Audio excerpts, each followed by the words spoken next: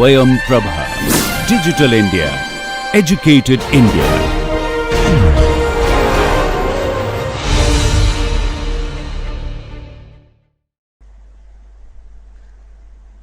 So far we have described the two ports using the relationships between the port currents and port voltages. They turn out to be linear combinations. In some contexts, it is useful to have a circuit representation for the same relationships. That is what we are going to look at in this lesson. Okay.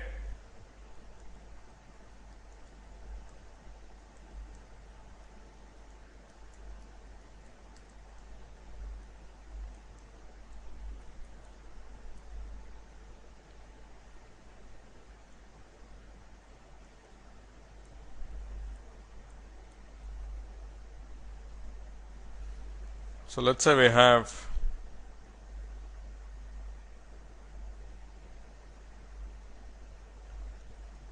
a 2-port and we choose to use Y parameters. Okay. That says that I1 is Y11 V1 plus Y12 V2 and I2 is Y21 V1 plus Y22 V2. It would be useful to have an equivalent circuit which realizes these equations. Okay. This is analogous to, let us say you are given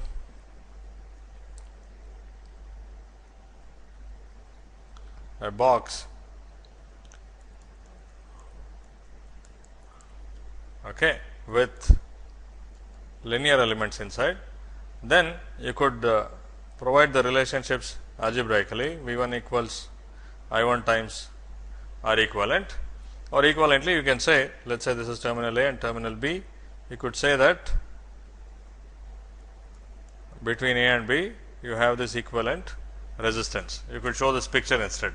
What we are going to do is similar to this. Instead of showing the equations, we will show the picture. Okay. So, for each of these terms there will be a corresponding element. So, let us say this is port 1, we have V1 across it. The current flowing into port 1 is a sum of two parts, Y11 times V1 plus Y12 times V2. First let us look at this Y11 times V1. Okay.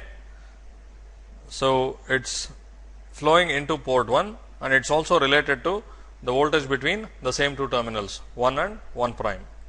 Okay. Clearly, if we had just this part, let us say I1 equals Y11 times V1, that would correspond to a conductance or a resistance. Okay. So, if I have a conductance whose value is Y11, it will draw a current which is Y11 times V1 because it is placed across V1. Okay. Across this conductance we have a voltage V1. Now, we have the second part Y12 times V2. So, this is 2 and 2 prime and V2 is over there. So, there is a current drawn in port 1 in response to a voltage in port 2. So, this is clearly a dependent source or a voltage controlled current source whose value is given by Y12 V2. Okay. Similarly, if you look at the second equation, we have I2 equals Y22 times V2, that is one part of it, and that is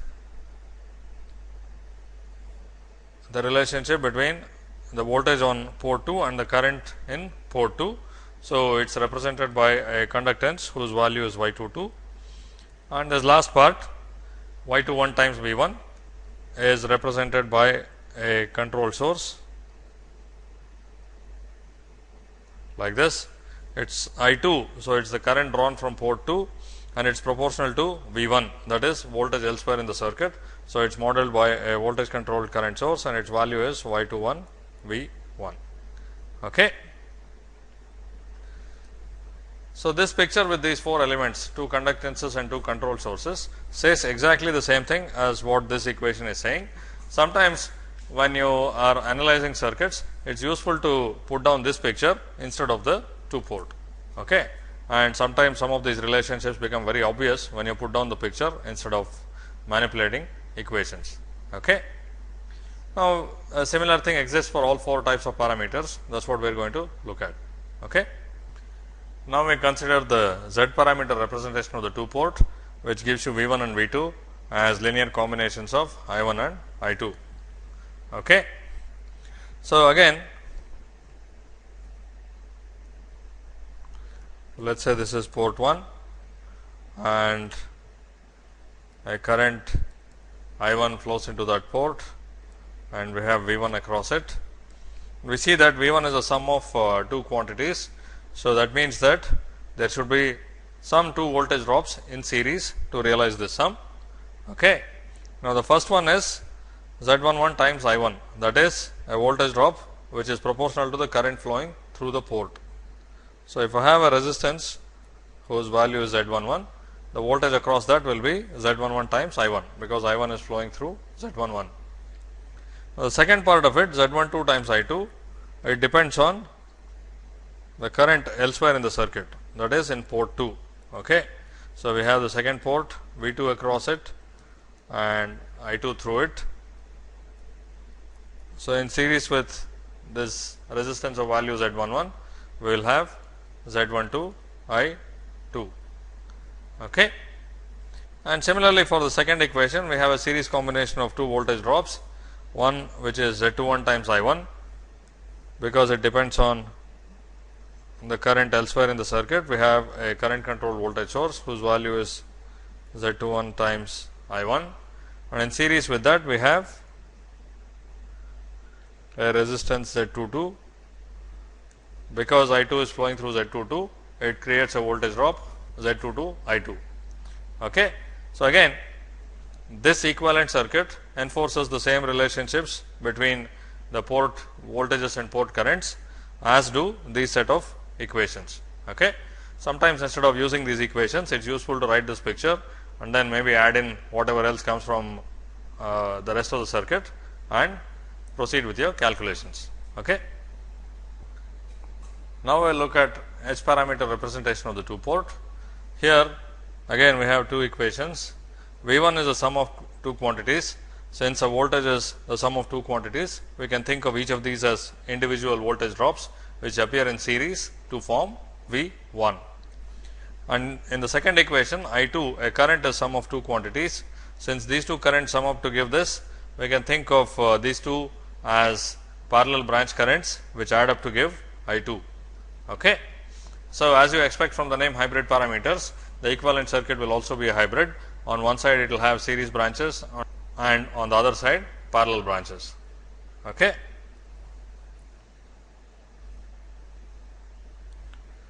So, let us say this is port 1 with V1 across it and I1 through it, and this is port 2 with V2 across it and I2 through it. Okay. So, V1 is a sum of these 2 drops. Okay.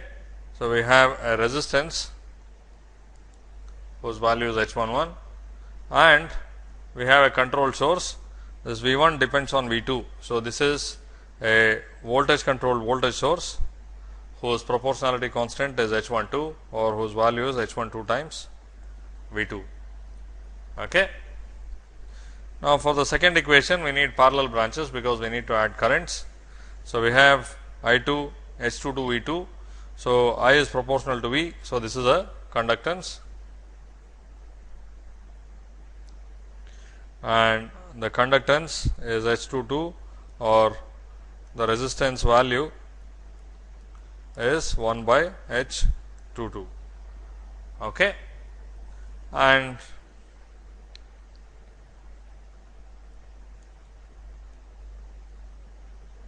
finally, we have a current controlled current source because I1 is a current, the resultant I2 is also a current. So, this term is created using a current controlled current source. Okay, and the gain of the current controlled current source is H21. So, this is what we have. Okay. On port 1 we have series branches, on port 2 parallel branches. Okay. Finally, we will look at G parameters. Again, we have two equations, each with sum of two terms. The first equation results in a current, which is a sum of two currents. So, we need parallel branches to implement this. The second equation is a voltage, which is a sum of two other voltages. So, we need a series combination to implement that one. Okay.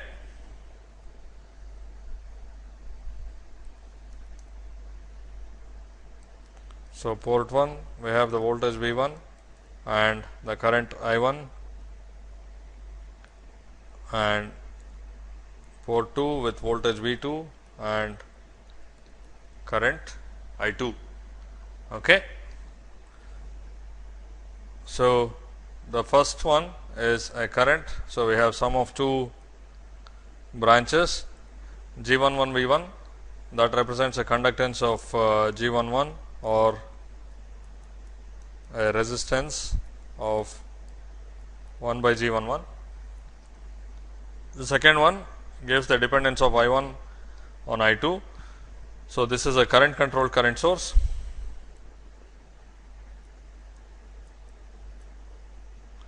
Whose gain is G12 or whose value is G12 times I2. Now, on the other side, on the second port, we have the voltage as a sum of two other voltages. V2 equals G22 I2, voltage proportional to current, which is obtained using a resistor whose value is G22, and in series with, this is a voltage controlled voltage source. Okay, V2 equals G21 V1. So, it is a voltage controlled voltage source of gain G21. Okay. So, this is the equivalent circuit for the G parameter 2 port. Okay. So, like I said, any network can be represented by any set of parameters. Of course, sometimes some of these parameters are infinite valued, in which case you do not use them, but in general you could use any one of them. Similarly, you could use any one of these equivalent circuits. Now, again, which one you choose is based on convenience. Okay. Exactly like either choosing to calculate with resistances or conductances. Okay. Here we do have more choices because we have two ports, more variables and so on. Okay.